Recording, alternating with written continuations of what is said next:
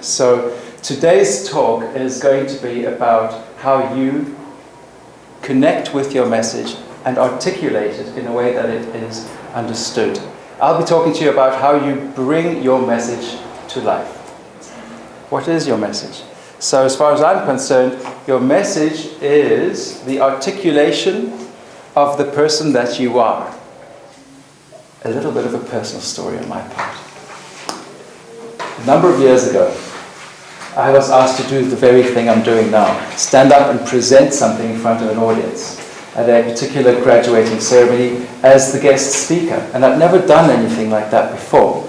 But the person that was hosting this event thought I was the right person to come and speak to her graduating students at their ceremony.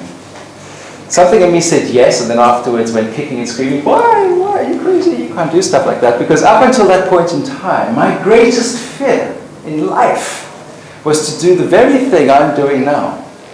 And that is to stand in front of an audience and speak. I'd learned in school that people mock you when you stand up and speak in front of them, and all sorts of things gave me the feedback as a young child that that's a dangerous, scary thing to do. So at an unconscious level, I grew up having a deep fear of public speaking, and it is a very popular fear. Through learning and applying the technique I'd like to teach you next, I learned to overcome that fear. The technique is nothing other than opening the aperture of your awareness and going into what is called peripheral awareness, and through being in peripheral awareness, inhibiting any type of stress, anxiety, or panic feelings that might arise in any type of situation. And my own research and some supportive research has indicated that peripheral awareness literally blocks the body's fight and flight mode. You cannot experience stress when you're in peripheral awareness. It activates the body's relaxation mode, where you are calm and centered and present. Now, I think being calm, centered, and present is particularly useful if you're going to do any kind of picture presentation. From that place, you can still be animated, you can still be lively, you can still be flamboyant, and you can do whatever you like. But as a starting point, to be grounded and centered, if you're ever going to listen to somebody giving you a presentation, you want them to be a calm and centered person, I think, generally speaking. Most of my presentations begin with a story that sort of sets the scene. And why I tell a story and how you can use stories in your presentations is very much part of what today is about. So my story goes along the lines of a speaker that was invited to give a presentation, well, perhaps much like this one. And she stood up in front of her audience, and it was the first time she was ever giving a presentation of that kind. She felt a little nervous. And she had all these thoughts going on in her head. And while she stood there nervously, she had a memory, a flashback to the past of when she was a little girl standing up on the stage, and it was the Christmas play at the end of the year where all the young children stood up in front of the parents and the teachers and all the other important people. And she remembered in her flashback being very nervous as that little girl. And then suddenly, she recalled that the play went okay. And at the end of it, everybody was standing and clapping hands and cheering, and it was a great success. And she saw that audience, everybody with big smiles on their faces. She heard the clapping of the hands, and she tasted success. And as she saw that audience, heard the clapping and tasted success, and now as the older woman standing in front of her audience, she started to feel a whole lot better about what it was that she was here to present. And feeling better about who she is and what she's presenting, she had an idea. She said, "Ladies and gentlemen, I noticed that today you're each wearing an interesting looking hat. It would be best if each of you was to remove your hat and go and place it outside in the foyer. And she looked at her audience, and she just waited until one by one, they each left the room, put their hats down, and came back without those hats on. She said, "Thank you very much. I think you'll hear me a lot better without your hats on. And come the end of my presentation today, you'll have the opportunity to go outside and reclaim your hat, if you so wish." Now, there's a lot of building going on over here today. We are constructing new ideas. We are putting together pieces. We are formulating concepts. So please bear with us. Then she said to her audience, "I'd like you to remember a time when you enjoyed learning. When you enjoyed learning something new, something you were learning for the very first time, and you really enjoyed that learning experience. Be in that memory now." And I don't know what that might be for you, she said, but I certainly enjoyed the first day of school. Sure, I was a bit scared and uncertain in the beginning, but we had a really great teacher. And as she got talking, she drew our attention to all the interesting patterns up there on the board at the front of the classroom. And at first they seemed awfully random, but after a while we got to make out what those patterns meant. And sooner or later we were singing them out. You remember the old A, B, C, D, E, F, G. And there was a certain smell to that classroom, a smell that only that classroom had. There was a certain feeling to that place. And she had a wonderful time, come the end of the day. Certain things she will always remember. And as you're remembering what it is that you enjoyed learning for the first time, it's only good that you can be there now and remember what it's like to be in that state of openness and readiness to learn and to grow.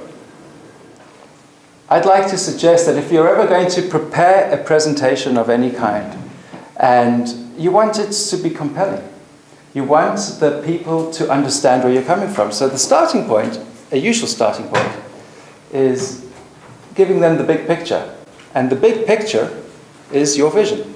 That's the original inspiration that got you going in the first place. So as you connect with that, make sure that you've got the words to describe what that big picture is. Most people, especially if you come from anywhere else in the world outside of Germany, need to move their bodies to be able to get the words to flow. I don't know. Even by that. It seems to be a German phenomenon. It's very crazy. No offense, I live in this country. Quite honestly, when you're being authentic, you are allowing your inner impulses to be expressed through your words and actions and the way in which your body naturally wants to move. When you're being authentic, people feel that your message is real, it's true, and it's honest. And don't we all want to be engaging with such people in life? I think the rule that says you should be like this is flawed, because it's not natural. And perhaps we can train a culture to be that way inclined, but I don't think that would be an authentic type of person. And especially when you're presenting something that you want to appeal to somebody, it needs to come from a place of truth inside you. And to express yourself from that place, you need to do it in a way that's natural for you. To force anything is always going to shift your energy away from where it should be, which is on your audience, and you'll become self-conscious. Am I doing this right? Am I saying this right? So for me, body language has everything to do with what comes naturally to you, and not trying to animate anything in particular, or trying not to animate anything in particular, because any and all of that type of stuff is going to prevent you from flowing, from connecting with the audience, and from being authentic. And when there's a break in authenticity, when you start to put on a show of some kind, people sense that. And there's a lack of rapport. When there's a lack of rapport, there isn't enough flow, there isn't trustworthiness, there's no investment. For me, it's where everything goes wrong. I do personal coaching with clients, and many of my clients experience a lot of stress And the thing that keeps them in stress mode is all the self-talk that's going on here.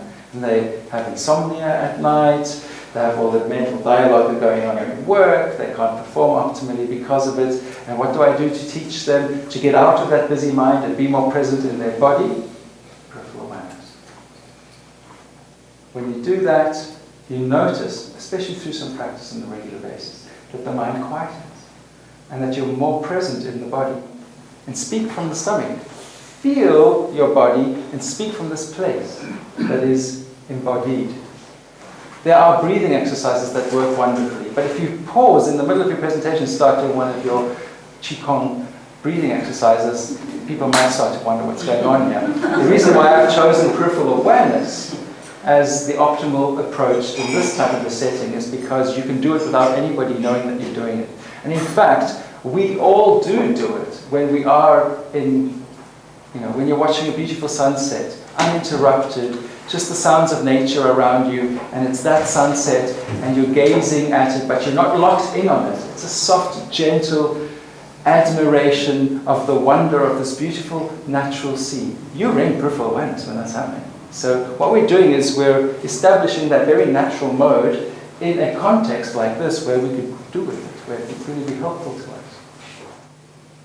Thomas Edison, prior to inventing the light bulb, had many failed attempts to create this crazy abstract concept that he called light. And a cheeky reporter approached him once and he said, "Dr. Edison, you've been telling us for ages that you're going to invent some electric device that shines light, and gone will be the days of using candles and lanterns. Yet, you've got dozens of failed experiments here. You have not succeeded at inventing this thing that you call light." To which Dr. Edison replied, he said, "Young man, I have not failed to create light. I've learned dozens of ways not to create light." And it was said that very soon thereafter, he did invent the light bulb. Keep learning from your mistakes and recognize that there is no such thing as a mistake. There is only feedback. There is only feedback that you're getting in real time from your audiences and in your life. Take that feedback and use it in ways that enable you to continue growing and sharpening your performance and achieving the results that you want. Our presenter had finished her talk on that day. And she said to her audience, "Thank you so much for your attention. It is a real honor for me to be here and to share my message with you.